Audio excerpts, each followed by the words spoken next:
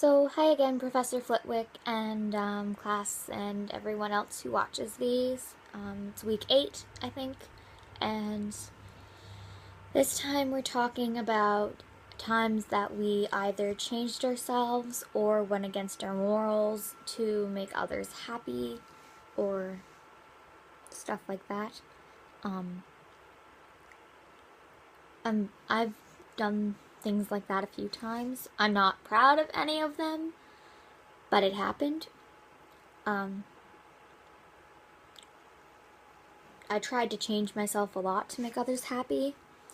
I mean, when you're any age, but especially when you're a kid and you're being bullied and excluded and you're being made to feel bad about yourself, you start to wonder what's wrong with you. And when people start telling you what they think is wrong with you, there's nothing that you want more than to change it so that people will stop treating you badly and so that you can feel accepted and liked. And so a lot of times I tried to change myself to attempt to avoid that because it sucked. I stopped answering so many questions in class. I made sure that I was getting at least some questions wrong on tests and things in elementary.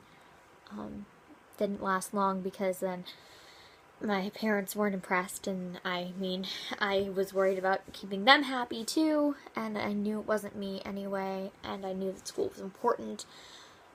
But I changed the way I dressed for a while. I changed the music that I listened to. I changed what I talked about. I made sure that I wasn't going on rants about like history or books that I really enjoyed, because I didn't want people to think I was weird or a nerd or boring. And I tried really hard to fit in, and it didn't really work. Sometimes there's just nothing you can do. Eventually I found people who liked the pretend me, or at least dealt with me. And that wasn't good, because I wasn't happy, and I was always worried about slipping up and doing something that would put it right back to them making fun of me. And they didn't really like me at all, but I was so relieved to have people that weren't making fun of me that I would have done anything to keep it that way. And I kind of did. I'll never forget, there was one girl in our class, and she and I we weren't best friends or anything, but she was there. And one day, after I'd kind of been accepted a bit better, I was having lunch with people who had actually asked me to have lunch with them, and it was such a nice feeling to kind of feel accepted, but I was really scared too, because I was really worried that they were going to change their mind. And then suddenly they ended up talking about this other girl in our class, and they started to make fun of her. And then they looked at me and they were like, well, what do you think, Alice? And I went along with it, and I joined in, and I said some things that weren't nice, and I should have known better. I did know better. I knew better than to do that, because I knew how badly it hurt to be the one that was being talked about and who was being made fun of. But I was so scared not to fit in, and I was so desperate to feel accepted for a little while that I did it anyway. And it wasn't just a one-time thing. It went on for months, and whenever people would do it, I would kind of agree with them, and I didn't stand up for the girl. And that is still one of my biggest regrets, because she was isolated like I had been, and I should have been there sticking up for her and making her feel better.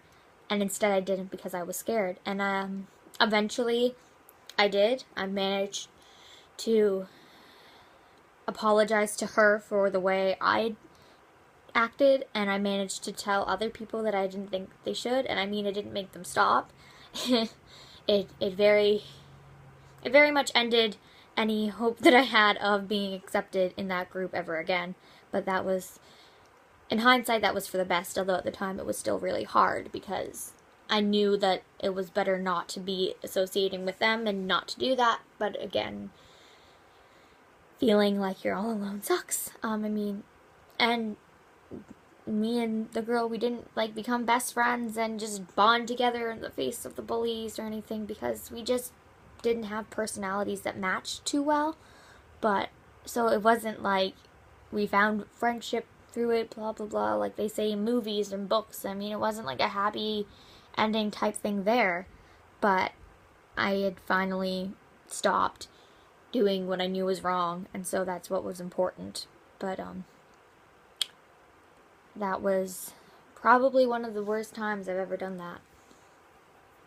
I try really hard to make sure I don't do that now, and I try really hard to make sure that I'm not involved in any gossiping or whatever, because even things that seem funny or fun topics for discussion can really be harmful to people, even if you don't mean it to be, and even if you don't realize it at the time. So I try to be really careful now. So I learned a lesson from it, but that was the time that I most remember because I just feel so bad about it. Junior high is a cliquey time, and I mean, there's no excuse for it, but yeah, I guess this past week, I don't know, I just wasn't really going against my morals. I mean, I truly don't think that you should date someone if you don't have genuine feelings for them, but I got asked to go out to dinner with someone, and I'm not interested in them romantically, and it was actually a spectacularly awful day. It was really bad.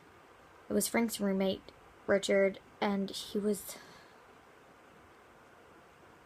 it was just awful. But I had said yes to him when he asked because I didn't want to be rude, and I didn't want to like judge him right away. I wanted to at least give him a shot, because I don't know, I just didn't want to be rude. But I kind of went against my morals there because I really couldn't see dating him, and I still went out on the dinner date with him. But I'm definitely not stringing him along or anything. There's nothing there. It was so bad.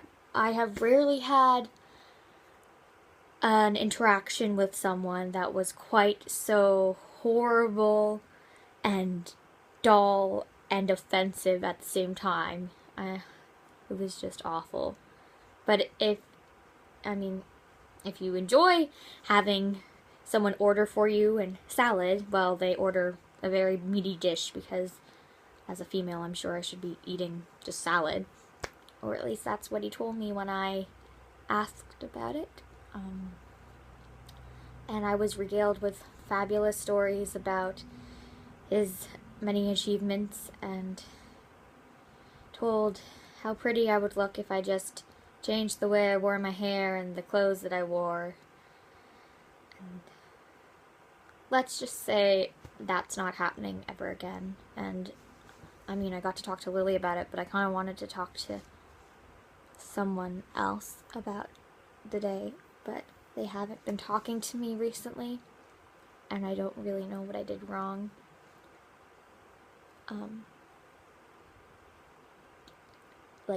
It's nothing new to have people stop talking to me or ignore me. That's happened a lot, but I didn't really expect it to happen from this person. So I'm hoping that I can figure out what I did wrong and fix it, because I don't like this feeling. Yeah, maybe spring break will be good. Maybe I can figure out what's going on. Yeah, so that's enough for this week. I'll see you guys next week. Looking forward to that prompt. Bye.